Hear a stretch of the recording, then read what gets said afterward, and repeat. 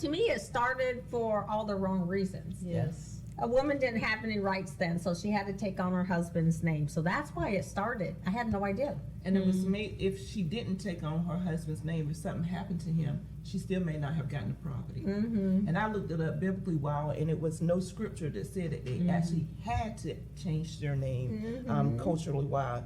There was no reason. But a lot of people took it out of Genesis 2:24. Okay. So where it came from when Adam named Eve. You know. Now, me personally, I kept my maiden name. My maiden name is King, so I added my name Barnes. Yeah.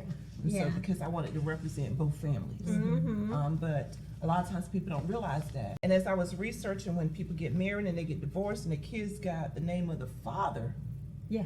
a lot of women wanted to keep that name of their husband just for family reasons. Mm-hmm.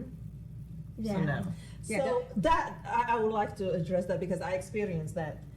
To me, when you do that, and to keep your last name because of the children, but the children grow, right? Especially if it's girl, she change. If we continue this tradition, right?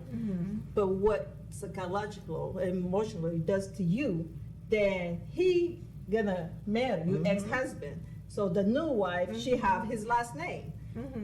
And you guys go to the emergency room. Everybody there.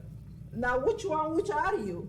You see, emotionally, it does something to you. Yeah. Then you lose your identity in the middle of that. Well, I think you lose your identity when you give Yeah, up your last name to become a part of The him. new Mm-hmm. husband, yes. Yeah, yeah. I think that's where the identity Traditionally, is lost. Diana, that's what we do in the Philippines. When we were born, okay, so my first name, and then I'll take my mom's last name, and then my dad's last name. So Agnes Abelia Mosuela. Now I got married, right?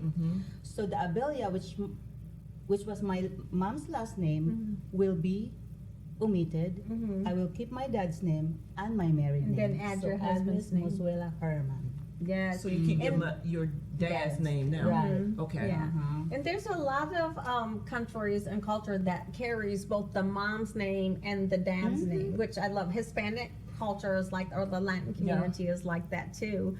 But I'm gonna give you guys some statistics because I had to research on how many people actually changed their names. So the Pew Research Survey conducted in 2023, so it's recent.